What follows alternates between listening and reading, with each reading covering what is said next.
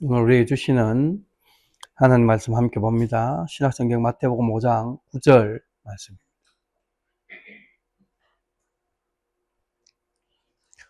마태복음 5장 9절 하나님 말씀이 이렇게 기록되었습니다.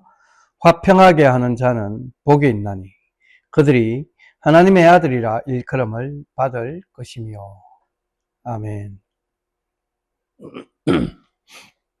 산상설교 오늘 이제 14번째 설교 시간입니다.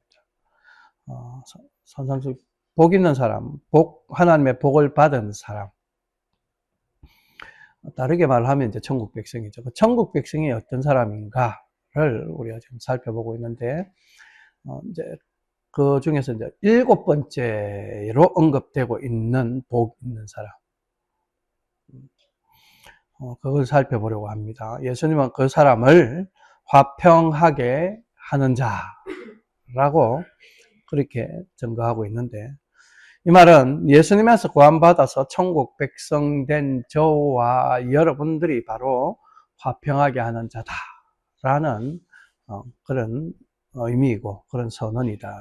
따라서 오늘과 다음 주에는 이 주에 걸쳐서는 천국 백성이 왜 화평하게 하는 자로 불리고 어떻게 화평하게 하는 자가 되었는지, 또 우리는 왜 화평하게 하는 자로 세상에 드러나야 하는지를 살펴보려고 합니다. 그리고 그 다음에 또 이번 주 다음 주는 이렇게 살펴보고 그 다음 주에는 또 이 화평하게 하는 자가 누리는 복이 어떤 건가에 대해서도 살펴볼 계획입니다. 본문을 우리 다 같이 함께 봉독하겠습니다. 시작. 화평하게 하는 자는 복이 있나니 그들이 하나님의 아들이라 일컬음을 받을 것이며. 이 구절에서 핵심적인 이제 단어는 화평이라고 볼 수 있겠죠. 이 화평이라는 말로 번역되어진 헬라어 원어는 에이레네라는 그런 단어인데 영어로는 peace 이렇게 번역되어집니다. 우리 한글 성경에는 이 에이레네라고 하는 헬라어가 그리스어가 화평이라는 말로도 번역되었는데 다른 말들도 계속 사용되어졌습니다. 예를 들자면 평안, 평강, 평화 이런 단어로도 이 단어가 번역되어졌습니다. 그러니까 우리가 한글 성경을 읽을 때 영어로도 그냥 피스 하나로만 번역되어졌으니까 뭐 쉽게 이해할 수 있지만 한글 성경을 읽으시는 분들은 화평이나 평강, 평안, 평화라는 말을 다 같은 말이다 라고 생각을 하시면 되고 또 그렇게 이해하시면 됩니다. 그래서 오늘 저도 설교하는 중에 화평, 평강, 평안, 평화라는 말을 계속 섞어서 사용할 겁니다. 왜냐하면 여러분들이 한글 성경을 읽을 때 이런 단어가 나왔을 때 이게 에이레네를 의미하는 단어구나 하는 것을 생각하게 하려고 일부러 계속 섞어서 사용을 할 건데 여러분들은 그냥 오늘 본문에 나와 있는 화평을 의미하는구나 뭐 이렇게 그냥 간단하게 이해하셔도 되겠습니다. 자, 그런데 이제 살펴보게 될 이 화평이라는 것, 평화, 평강, 평안이라는 말 다 같은 말이라고 했는데, 같은 의미라고 했는데, 이 단어와 관련해서, 이 에이레네라는 단어와 관련해서 우리가 먼저 알고 있어야 될 사실이 하나 있어요. 그건 뭐냐면, 성경에 이 단어는 항상 하나님하고 같이 사용돼요. 하나님이 어떤 분인가, 하나님의 속성, 그분의 정체성이 어떤 건가를 나타내는, 속성은 그런 의미잖아요. 그분에 대해서 하나님에 대하여 표현을 할 때 이 단어들이 같이 사용되는 경우들이 발견되어진다. 그래서 성경에 보니까 특별히 우리 신약 성경에 가보면은 하나님을 화평의 하나님, 평강의 하나님 이렇게 표현하고 있다. 성경에 제가 예를 들어놨는데 뭐 로마서에도 나오고 15장 16장 고린도후서 13장 빌립보서 4장 데살로니가전서 5장 히브리서 13장 이렇게 있는데 그중에 제가 2개를 인용을 해왔는데요. 로마서 15장 33절에 보시면 평강의 하나님께서 너희 모든 사람과 함께 계실지어다 라고 할 때 그 평강 에이레네. 고린도서 14장 33절에도 하나님은 무질서의 하나님이 아니시요 오직 화평의 하나님이시라. 이렇게 표현합니다. 화평의 하나님, 평강의 하나님. 우리말로는 이렇게 번역되어 있지만 실제로 원어로는 똑같은 에이레네라는 단어를 썼다. 그리고 이 말은 하나님의 속성이 그렇다. 하나님의 본질적 속성이 화평이시고 평강이시고 평안이시고 평화 그 자체다. 화평이나 평강이나 평안이나 평화라고 하는 것들은 다 누구로부터 나오는 것이냐? 하나님으로부터 나오는 것이다 라는 사실을 신약성경이 우리에게 명확하게 보여주는 거예요. 그러므로 우리는 성경이 말하는 이 화평, 성경이 말하는 평강, 성경이 말하는 평안, 성경에 언급되어져 있는 평화라는 것, 이것은 곧 평강의 하나님, 평안의 하나님, 화평의 하나님, 평화의 하나님과 더불어 그 평강을 함께 누리는 것, 그 평안을 함께 누리는 것, 그 평화를 함께 누리는 것, 그 화평을 함께 누리는 것, 그걸 의미합니다. 그 말이다. 이해가 되시죠? 화평은 하나님, 그분이 화평이신데 그분 안에서 그분과 함께 화평하게 되는 거. 이게 그 화평이라는 말, 에이레네라는 말의 의미라는 것이죠. 하나님과의 화평한 관계 안에서, 하나님과의 평화의 관계 안에서 평강을 누리고 평안을 누리고 화평을 누리는 것. 이게 에이레네라고 하는 단어가 우리에게 깨우쳐준다. 그러면 이 화평은 하나님과 아무 관계없이 누릴 수 있는 것일까요? 없을까요? 없는 것이죠. 단어 자체가 하나님과 묶여져 있는 거예요. 하나님의 속성을 나타내요. 그러니까 사람은 하나님과의 화평한 관계가 없으면 그 어떠한 평화, 평강, 평안, 화평 누릴 수 없다. 하나님과 평강해야 그걸 누릴 수 있다. 에베소서에서 말하는 표현을 하면 하나님과 원수되어져 있는 상태에서, 그런 관계에서 인간은 결단코 평강을 누릴 수 없고 평안을 누릴 수 없고 화평을 누릴 수 없다.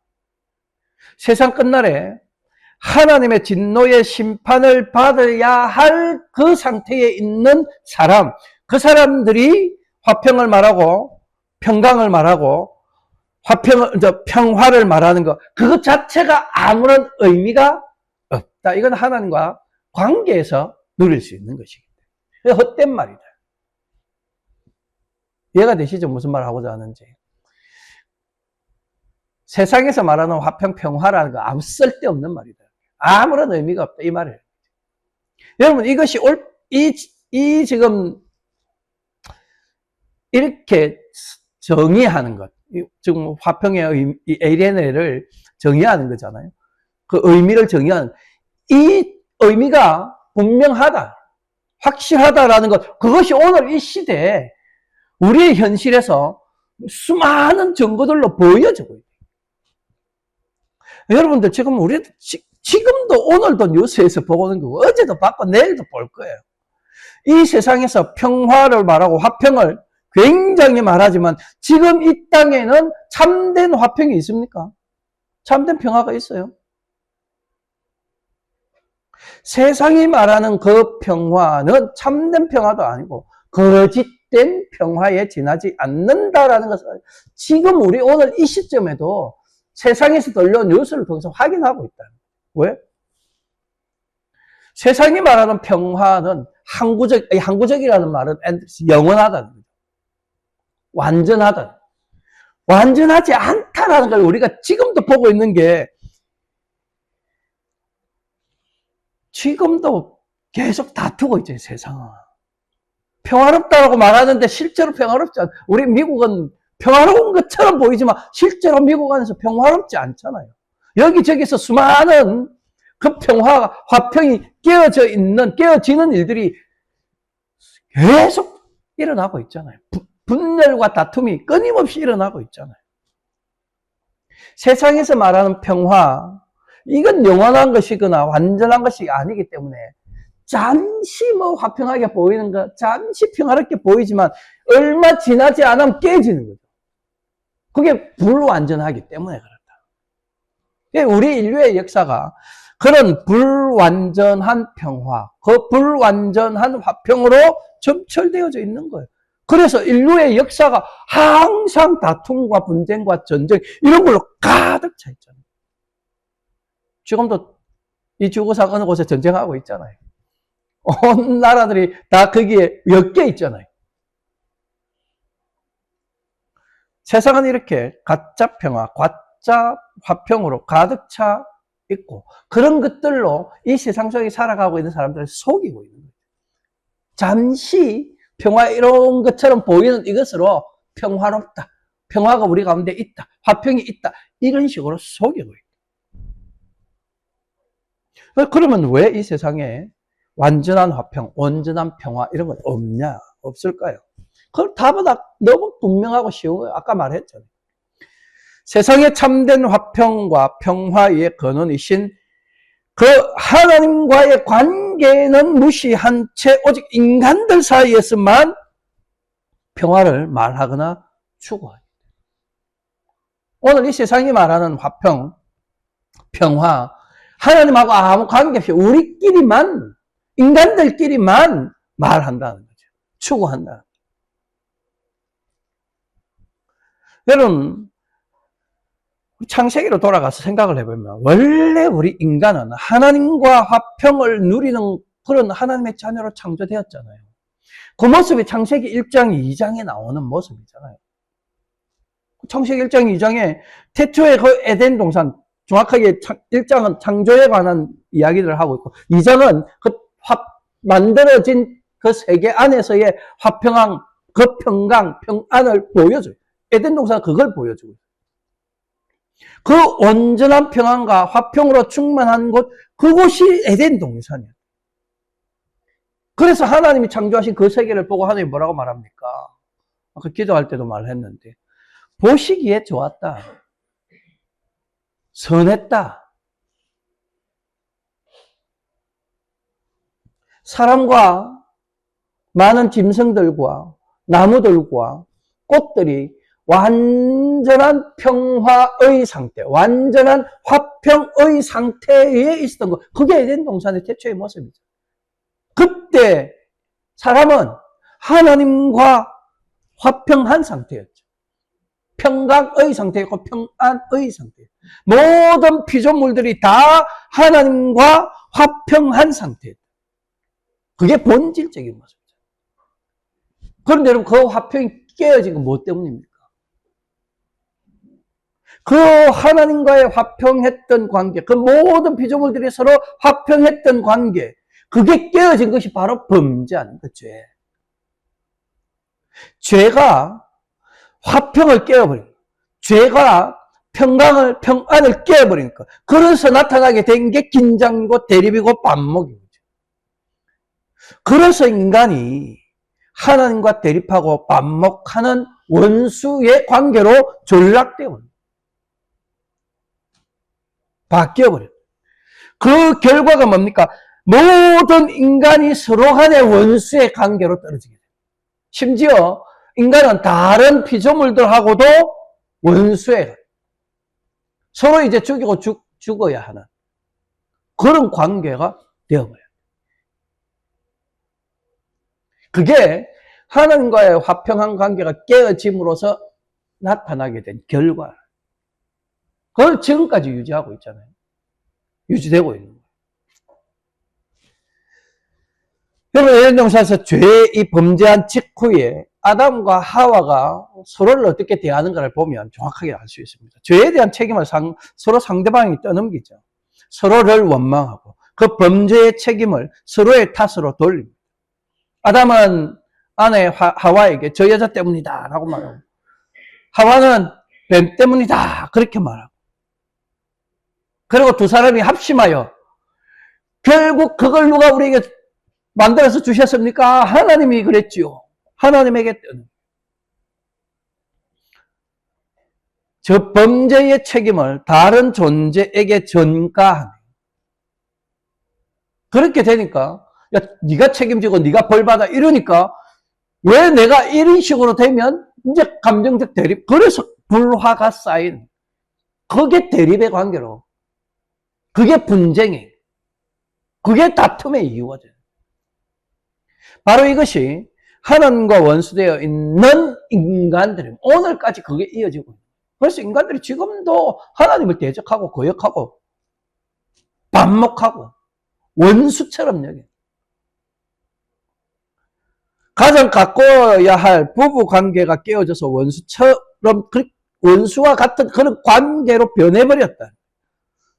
서로 아껴주고 죽기까지 사랑해야 할 부부 관계가 서로에게 책임을 추궁하는 그런 관계로 전락되어서 마치 원수처럼 여기는. 그래서 여러분, 그 영어로도 그런 표현이 있는지 모르겠는데 한국 사람들은 그냥 무심코 하는 말 중에 하나가 남편에게 이 원수 같은 양반 이렇게 말하고 자기 아내 원수 같은 여편네 이런 말을 농담 삼아 그렇게 말을 하는데 사실은 그 말 속에 칼이 담겨 있는 거잖아요. 농담이지만 칼을 담고 하는 거잖아요. 푹 찌르는 말. 부부간의 이 같은 원수 관계는 자녀들에게도 이어져요. 그래서 아담과 하와의 첫 범죄 이후에 일어난 큰 사건이 뭐예요? 형이 동생을 죽이는 사건이 벌어져요. 가인이 아벨을 죽이는 가족 상장, 패밀리 안에서 이런 범죄가 일어나. 서로 아껴주고 서로 위해 주어야 할 그 혈연 관계가 서로 죽이고 죽는 관계로 변질돼 원수의 관계로 전락되어졌다라고 하는 것을 아주 명확하고 확실하고 분명하게 보여주는 증거. 그래서 오늘 이 시대에도 남도 죽이지만 가족끼리도 죽이고 죽는 일들이 비일비재하게 일어나는 거예요. 이상한 일이 아니다. 태초부터 있었다. 서로 원수되었음을 그렇게 원수 관계에 있다는 것이 이렇게 증거돼요. 이처럼 인간은 그 범죄로 말미암아 하나님과 원수의 관계가 되었고 서로도 원수의 관계가 된 채로 그 화평의 땅에서 쫓겨나잖아요. 하나님 앞에서 쫓겨나요. 화평의 하나님으로부터 쫓겨나는 화평으로 충만한 평강으로 충만한 그 땅의 에덴에서 쫓겨나요. 하나님부터 버림받고 영적으로는 의와 거룩함 화평과 평안에서 멀어지. 그러니 늘 긴장과 대립과 갈등과 다툼과 분쟁 속에서 살아갈 수밖에 없는 그런 존재가 되어. 이게 오늘 이 세상을 살고 있는 모든 인류의 실존이에요. 이게 범죄의 결과이고 죄악의 현실이고 서로를 미워하고 서로를 비난하고 서로에게 책임을 떠넘기는 모습. 바로 이것이 오늘 죄악으로 가득 찬 세상의 현실. 그러니 여러분 이 세상에 참된 평화가 없고 참된 화평이 없는 거예요. 그래서 세상에서 말하는 화평과 평화라는 건 가짜이고 거짓, 속이는. 그러므로 사람이 참된 평강, 이 완전한 화평에 대하여 말하려면 먼저 뭐가 해결이 돼요? 죄의 문제가 해결되어야 하는 거예요. 죄가 해결되지 않은 상태의 평강이나 화평은 다 거짓이며 가짜다. 오직 우리 성경이 말하는 화평, 평강, 평안은 이 죄의 문제가 해결될 때나 비로소 가능하다. 완전해져. 따라서 오늘 본문이 말하는 화평하게 하는 자라는 것은 이 표현은 오늘 이 세상 사람들에게는 전혀 해당되지 않는 말이다. 그렇죠. 이건 해당되는 말. 화평 역시 세상에 속한 사람들에게서는 결단코 찾아볼 수 없고 기대할 수 없다. 세상의 그 누구도, 심지어 세상 사람들이 이 사람은 정말 평화를 위해서 온 생을 쏟아 부었다, 그래서 우리가 칭송해야 된다라고 하며 상을 주는 그 상이 뭡니까? 노벨 평화상이죠. 그런 상을 받은 사람이라 할지라도 그가 예수님 안에서 구원받은 자가 아니라면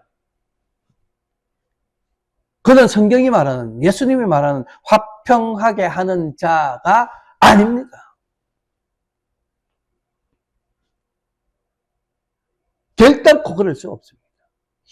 이렇게 단언할 수 있는 이유와 근거가 뭐냐? 왜 목사님 그렇게 단정적으로까지 말합니까? 온 세상 사람들이 그 사람은 평화를 위해 이바지했다고 평화상을 주는데 왜 목사님은 그렇지 않다라고 딱 단정해서 말합니까? 성경이 우리에게 그것을 증거하고 있습니다. 내가 하는 게 내가 그냥 단정적으로 내 생각 가지고 말하는 게 아니에요. 화평은, 이 평강은, 평안은, 화평화는 성령의 열매이니까. 갈라디아서 5장 22절, 23절 함께 봅시다. 하도 자주 인용하는 말씀입니다. 함께 보겠습니다. 시작. 오직 성령의 열매는 사랑과 희락과 화평과 오래 참음과 자비와 양성과 충성과 온유와 절제니 이 같은 것을 금지할 법이 없느니라. 아주 유명한 말씀이죠. 성령의 9가지 열매. 여기에 언급되어져 있는 열매들, 사랑과 희락과 화평과 오래 참음, 자비, 양성, 충성, 온유, 절제, 이것은 모두 다 성령의 사역으로 그 결과로 나오는 열매들이라는 거죠. 다시 말해서 성령께서 일하시고 성령께서 이루셔야만 맺을 수 있는 열매. 성령은 삼위 하나님의 한 위격이잖아요. 결국 성령이 맺는 열매라는 거, 하나님이 맺는 열매, 같은 말이에요. 하나님께서 이루시고 하나님께서 일하신 결과로, 하나님께서 역사하신 결과로 나오는 열매, 그게 이것들이다. 거기에 지금 나오잖아요. 사랑과 희락, 화평, 이 화평 에이레네. 이게 하나님의 역사로, 하나님으로부터 하나님의 일하심을 통하여, 그래서 아까 우리가 살펴보았던 로마서와 고린도서 말씀에서 그랬잖아요. 하나님을 어떻게 표현해요? 화평의 하나님, 평강의 하나님 말한다. 하나님에게서만 나오는 거니까. 이해가 되시죠? 왜 성경이 이렇게 말하고 있는가? 화평이나 평강이나 평안이나 평화는 하나님으로부터 나오고 성령의 역사로부터 나오는 것이다. 그러니까 우리가 이런 말씀들을 고려해서 생각해 보면 화평하게 하는 사람은 성령께서 역사하는 사람인 거예요. 그 열매가 있는다. 화평의 열매를 맺는 사람, 그 사람이 화평하게 하는 사람인데 그 사람은 성령께서 역사하는 사람. 그 안에 성령이 거하는, 그 안에 하나님이 거하는 사람. 그렇죠. 그러니 성령이 거하고 하나님이 그 안에 거하는 사람, 그 사람은 반드시 예수님 안에서 구원받은 사람인 거잖아요. 그 사람이 천국 백성인 거예요. 그래서 예수님 안에서 예수님으로 말미암아 구원받지 아니한 그 사람은 결단코 화평을, 평화를 나타낼 수 없고 열매를 볼 수 없다니까요.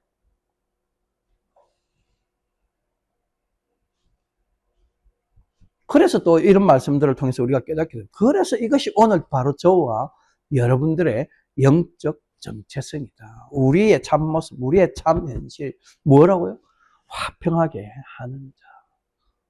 우리 안에 성령이 거하시고 우리 안에 하나님이 거하시고 우리가 이 예수 그리스도로 말미암아 구원받은 존재임을 인식하고 깨닫고 믿고 확신한 그 사람이 바로 화평하게 하는 자. 예수님 지금 이 말씀 그렇게 우리에게 선언하고. 결국 성경은, 이 산상 설교는 특별히 예수님의 이 팔복의 말씀은 바로 그 진리를 저와 여러분들에게 가르쳐 주는 거예요. 지금 우리의 영적 현실, 우리의 영적 신분, 우리의 영적 정체성, 내가 너희를 구원하였으니 너희는 천국 백성이고 그러니 너희는 화평하게 하는 자다 라는 사실을 예수님이 지금 이 설교를 통해 선포하고 선언하고 있다. 그래서 여러분 이게 복음인 거예요. 복음, 복되고 기쁜 소식. 왜 이게 복되고 기쁜 소식입니까? 원래 우리는 이런 칭함을 받을 만한 사람이 아니었기 때문에 우리는 원래 죄와 허물로 죽어 있던 자들이고 더러운 죄로 인해 하나님의 진노 안에 있던 자들이잖아요. 그 말이 무슨 말이에요? 하나님과 원수된 관계에 있었다는 거죠. 하나님과 원수되어 있는 관계에 있는 사람은 화평하게 하는 자, 화평의 열매를 나타낼 수 없는데 무슨 화평하게 하는 자예요? 그럴 수 없다. 그런데 예수님이 우리에게 이렇게 말씀을 너는 화평하게 하는 자다 말씀하시니 복된 소식이 맞는 거예요. 복음입니다. 예수님은 지금 제자들 앞에서 이 설교를 하시면서 자신이 이루실 어떤 그 일의 결과로 너희들의 그 정체성이 이렇게 바뀌었다라고 그렇게 미리 선언하는 거예요. 심지어 그 제자들에게 혹은 오늘 우리들에게 뭔가 어려운 것이 조금이라도 있어서 그런 것도 아니잖아요. 뭔가 봐줄 만한 게 조금이라도 있어서 그렇게 이렇게 말씀해 주는 게 아니란. 우리에게서 무슨 그런 자격을 찾아내서 이렇게 말씀하는 게 아니란. 단지 우리 주님이 이루실 그 구속 사역의 결과로 우리를 그렇게 인정받도록 만들고 바꾼다. 그 말씀을 하고. 다시 이야기하지만 성령의 열매죠. 화평은. 우리가 하는 일이 아니에요. 우리가 만들어내는 게 아니에요. 주님께서 하시는 일이고 주님께서 이루시는, 하나님께서 하시는 일이고 하나님께서 이루시는, 성령께서 만들어내는 것. 그것을 마치 우리가 하고 우리가 이루어낸 것인 양 그렇게 인정해 줬습니다. 그래서 화평하게 하는 자라고 그렇게 표현합니다. 그래서 우리는 예수님이 이루신 그 구원이 얼마나 엄청나고 놀라운 것인가를 새삼 깨달아야. 그러니 이제 우리는 또 그 사실을 믿어야 되는 거예요. 믿음을 받아야 돼요. 인정해야 돼요.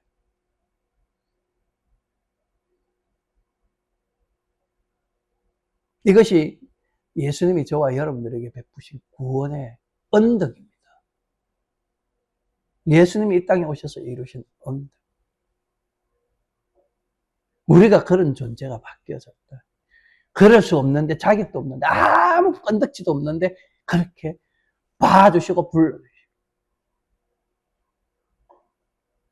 그러나 여러분, 우리가 그렇게 되었다라고 하는 그 믿음과 더불어 기억해야 될 것, 반드시 알고 있어야 돼요.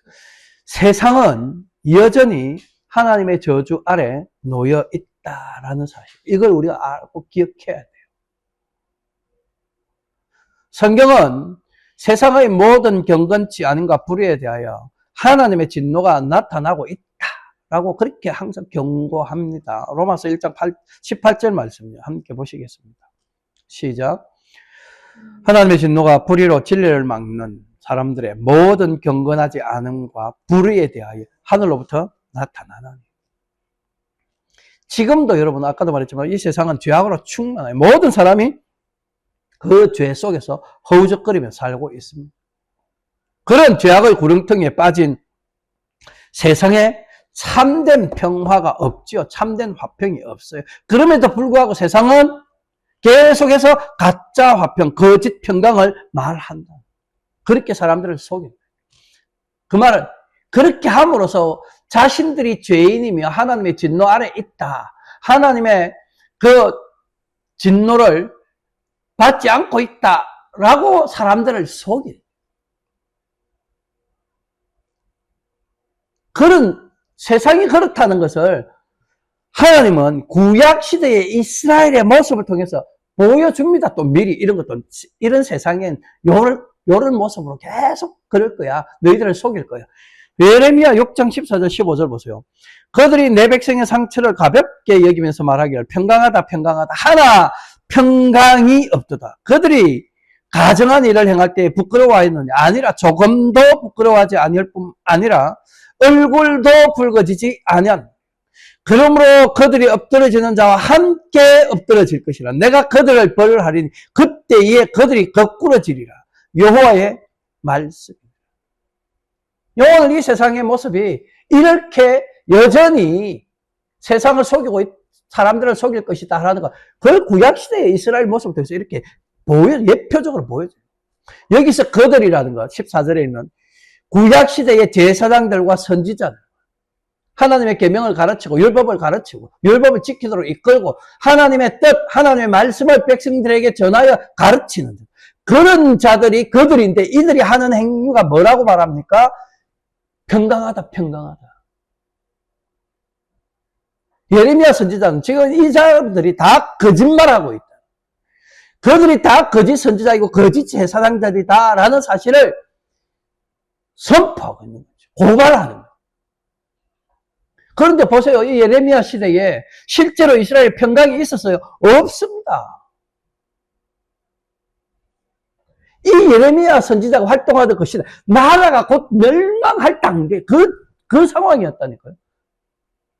마지막 그 몇몇 왕들, 그 왕들이 살던 시대의 사람. 나라가 지금 바벨론에 곧 무너지고 잡혀가 포로로 잡혀. 지금 그런 일들이 계속 일어나고 있는데 무슨 평강하고 평강하고 화평하고 화평하고. 거짓말이 맞잖아요. 이런 거짓말을 하면서도 어떻다고요? 여호와 앞에서 항상 가증한 일을 행했다. 하나님 앞에서 계속 죄를 범하며 살아갔다. 그것 자체를 부끄러워하지 않았다. 얼굴도 붉히지 않았다. 그러니 그들에게는 하나님의 진노와 무서운 형벌이 내려질 수밖에 없는 거죠. 내가 그들을 벌하리니 그러잖아요. 예레미야 14장 13절로 14절에요. 이에 내가 슬프도소이다. 주 여호와여 보시옵소서.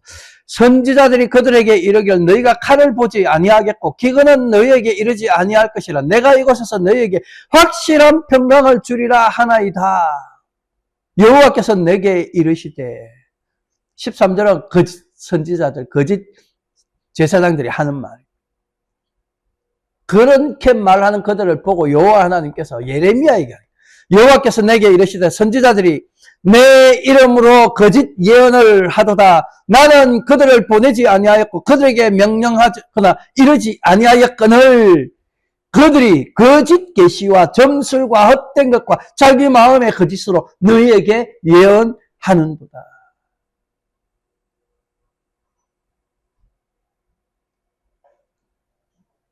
거짓 선지자들이 거짓 평강을 예언하며 하나님의 진노와 형벌이 없을 거라고 말하고 그들의 그 말이 거짓된 것이다라고 하나님이 직접 증언하십니다. 이게 오늘 이 시대의 모습이에요. 이 땅에 수많은 교회가 있는데 다 하나님의 진노에 대해서 언급하지 않는다는 거예요. 죄악 속에 살아가고 있는 것을 그들이 책망하지 않는다는 거예요. 하나님이 진노하시고 형벌하실 거라는 것, 그 날이 멀지 않았다는 것, 그걸 말하지 않는다는 것. 여전히 죄가 해결되지 않은 이 세상 속에서 죄가 해결되지 않은 그 상태의 화평, 평강을 말하고 있는 거예요. 교회 잘 다니면 복 받고 성공한다, 그런 소리만 하고 있는 거예요. 세상의 그런 기대와 주장은 다 헛것이고 그게 거짓 화평이고 거짓 평강일 뿐이다. 죄로 가득 찬 세상에는 참된 화평, 온전한 평강이 없기 때문에 이 세상에 살아가는 사람들이 아무리 평강하다 화평하다 말해도 오늘 이 시대에 전쟁과 다툼과 분열과 분쟁이 계속되고 있는 것이 그들의 말이 얼마나 허황되고 헛된 것에 지나지 않는가를 우리에게 보여줘. 우리가 그것을 몸으로 체험하고 있는.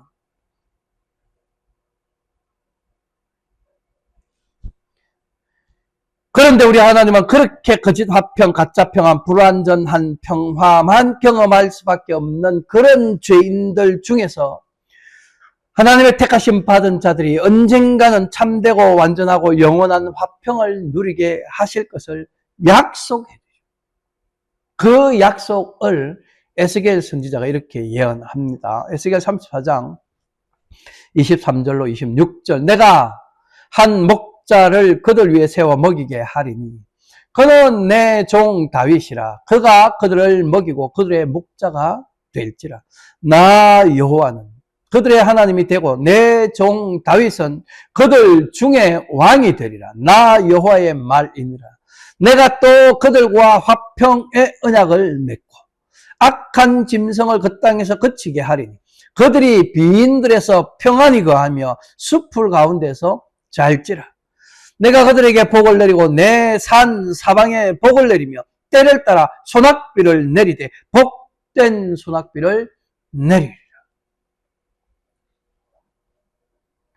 하나님은 이스라엘과 화평의 언약을 맺는다. 그렇게 화평의 언약을 맺으니 그들이 평안하게 거할 것이다. 평안해진다. 그 일을 누구를 통해서요? 한 목자를 세워서 한다. 한 목자를 세워서 그들로 화평을 누리게 할 거다. 그 한 목자가 누구냐? 이름이 딱 언급되네요. 누굽니까? 다윗이로. 그런데 여러분, 다윗은 우리가 지금 이게 세고 있는 이 연도, 이 표현을 하자면 BC 1010년에서 970년 내 활동한, 살았던, 존재했던 이게 다윗의 출생연도와 사망연도쯤 되는 거예요. 추정합니다. 에스겔 선지자는요, 다윗 왕 사후로 죽은 뒤로 한 400년이나 더 지난 때 남유다 왕국이, 북이스라엘이 먼저 멸망합니다. 그리고 남유다 왕국이 바벨론의 포를 잡아서 멸망하는데 그 남유다 왕국이 멸망하는 시기, 대략 주전 597년에서 571년 경 사이에 활동했다. 그 뒤에, 다윗이 죽고 난 뒤에 400년이나 지난 뒤에 나타난 사람, 선지자가 지금 예언을 하는데 다윗이 화평을 줄 거다. 그럼 이 다윗은 이스라엘 역사에 있었던 그 다윗 왕을 가리키는 것은 아니겠죠, 당연히. 그 다윗 같은 왕, 이런 의미겠죠, 정확하게. 그죠? 이해가 되죠? 이게 무슨 말입니까? 이미 하나님께서 예전에 선지자들 때 계속해서 언급해 왔던 그 메시아, 다윗의 혈통에서, 다윗의 가문에서 나오게 될 그 메시아, 그 메시아를 가리켜요. 이 한 목자, 내 종 다윗이라는 말, 그 말은 다 그 메시아. 이건 예표적 표현인 것이죠. 장차 하나님의 택하심 받은 자들이, 하나님의 백성들이 누릴 그 온전한 화평에 대하여 구약 수준으로, 예표적 수준으로, 그 당시 사람들이 알아듣고 이해할 수 있는 수준으로 말씀해주고, 그래서 여기도 실제로도 표현되는 뭐 빈들이나 뭐 소낙비 같은 그런 말들을 쓰면서 한 목자를 이야기하고 한 왕을 이야기하고 다윗을 언급하고, 실제로 다윗 왕 시대에는 다윗 왕이 다스리고 할 때는 이스라엘 나라가 좀 평안하긴 했습니다.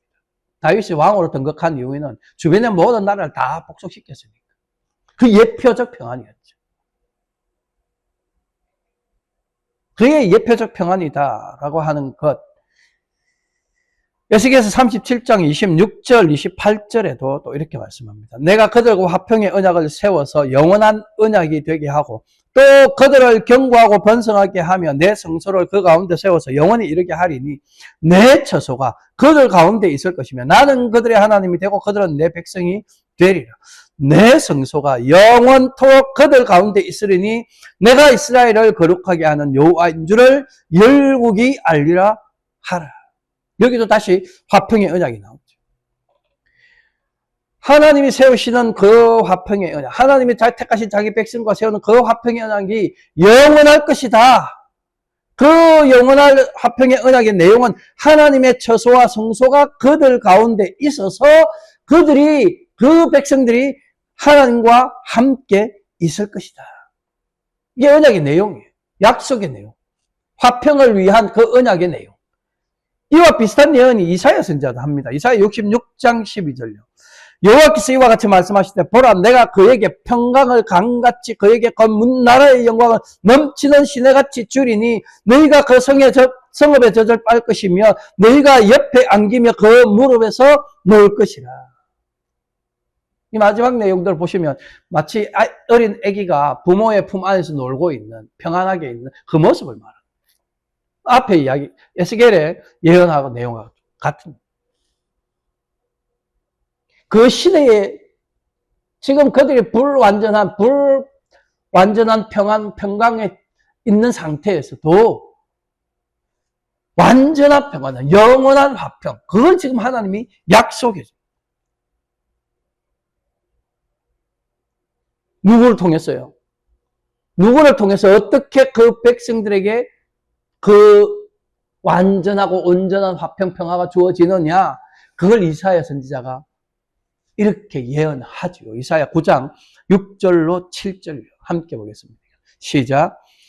이는 한 아기가 우리에게 낳고 한 아들을 우리에게 주신 바 되었는데 그의 어깨에는 정사를 메었고 그의 이름은 기묘자라 모사라 전능하신 하나님이라 영존하시는 아버지라 평강의 왕이라 할 것입니다. 그 정사와 평강의 더함이 무궁하며 또 다윗의 왕자와 그의 나라에 군림하여 그 나라를 굳게 세우고 지금 이후로 영원히 정의와 공의로 그것을 보존할 것이다. 만군의 여호와의 열심히 이를 이루시리라. 앞에서 계속 화평의 언약을 말씀하시고 그 화평이 영원하고 무궁할 것이다. 한 목자 다윗 뭐 이렇게 언급했는데 이사야 선지자에 딱 보니까 좀 더 명확해졌죠. 그 일을 이루러 오시는 분이 누구라고요? 한 아기라고. 그 아기를 통해서 그 일이 이루어진다. 그 택하신 백성들에게 참되고 완전한 그 화평이 영원토록 주어진다. 그 아기를 이사야 선지자는 여기서 평강의 왕 이렇게 표현하잖아요. 그 평강의 왕의 다스림과 평강이 뒤에 뭐라고 합니까? 무궁하다. 끝이 없다. 영원하다. 그렇게 그 나라를 굳게 세워 영원히 보존할 것이다. 이사야 선지자가 이렇게 스가랴 선지자는 그 왕이 와서 화평을 전할 것이다. 한 페이지 넘겨보면 있을 거예요.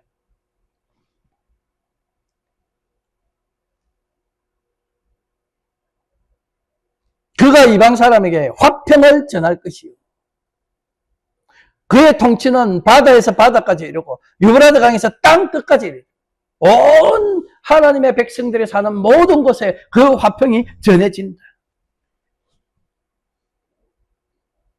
이런 내용도 우리가 다 보면 결국 이것은 다윗 왕의 혈통으로 태어나기에 왕으로 인정받으시는 분, 그 겸손하신 분, 여기 지금 스가랴는 겸손하여 이렇게 나오잖아요. 그 겸손하신 분, 나귀를 타시는 분 누굽니까? 복음서에서 그분이 누굽니까? 예수 그리스도 아닙니까? 이사야가 예언한 그 한 아기,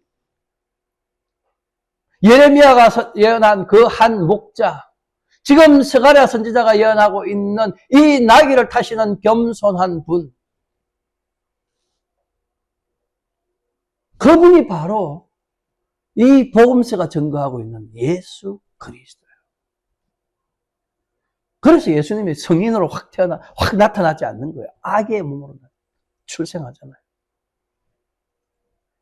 동정녀 마리아의 몸에서 아기로 신생아로 태어나서 이 세상에 오신 그 예수님, 평강의 왕으로, 겸손한 왕으로 오셨어요. 화평의 왕국, 그 나라를 세우는데 그 왕국은 영원한 왕국이 될 것이다. 이게 구약이에요. 여러분, 다윗이 세운 나라는 존재합니까? 지금 존재하지 않잖아요. 망했잖아요. 그 불완전한 화평을 잠시 누리다 그 나라는 결국 사라졌는데 예수님이 세우는 그 나라는 완전한 평강을 누리며 영원히 존재할 것이다. 그걸 이렇게 대조적으로 이야기해요. 다윗이 언급되는 이유가 그걸 보여줘요. 대조적인. 이건 불완전하고 한시적이고, 예수님이 세우는 그건 영원하고 항구적인 거죠. 완전한 것이다.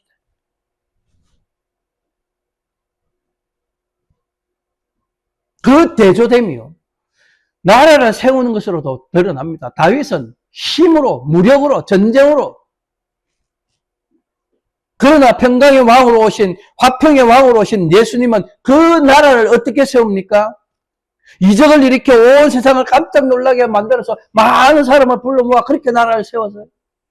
천하 만민을 다 불러 모아 내가 왕 중의 왕이다, 그러니 나를 따르라, 그렇게 해서 그 나라를 세우나요?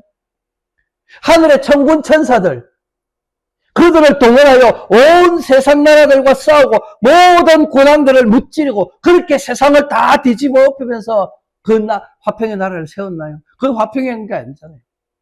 전혀 그렇지 않다. 우리 예수님이 이 나라를 어떻게 세우느냐? 이사야 선지자가 이렇게 예언했죠. 이사야 53장 5절 함께 봅니다. 시작. 그가 찔림은 우리의 허물 때문이요, 그가 상함은 우리의 죄악 때문이요, 그가 징계를 받음으로 우리는 평화를 누리고 그가 채찍에 맞음으로 우리는 나음을 받았다. 화평의 왕국을 세우고 그 가운데서 우리가 평강을 누리게 된 것은 여기 뭐라고 말합니까? 예수님이 징계를 받고 채찍에 맞음으로 되어진 일이다. 참된 평강, 참된 화평은 십자가 위에서 죽으신 예수님의 피로 우리의 죄의 문제가 해결됨으로써 이루어진 것이다. 그걸 이사야 선지자가 이렇게 예언해 놓은 거예요.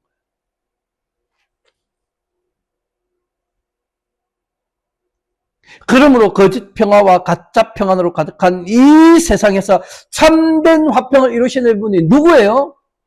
예수님입니다. 예수님이 화평의 왕이시고 평강의 왕,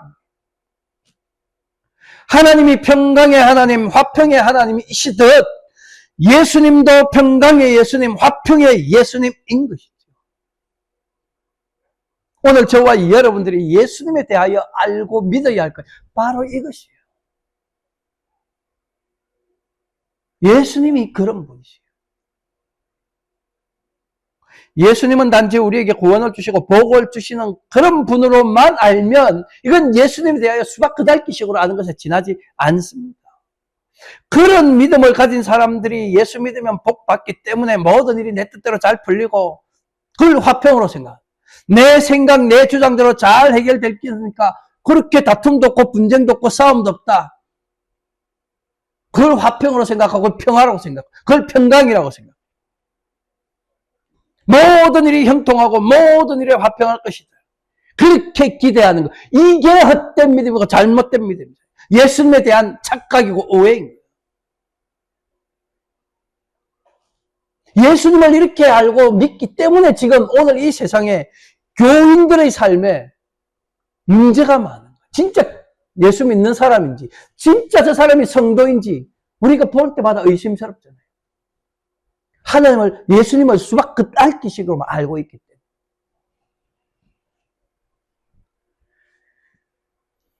그래서 교회 다니는 사람이나 교회 안 다니는 사람 다를 바가 없는 거예요. 너무나도 똑같은데 똑같은 정도가 아니에요. 어떤 경우에 보면 교회를 다니고 예수를 믿는다고 하는 사람들이 그렇지 않은 사람보다 더 악한 게, 더 많이 싸우고 더 많은 불화를 일으키고. 여러분 오늘날 교회 안에 얼마나 많은 분쟁과 다툼이 있어요.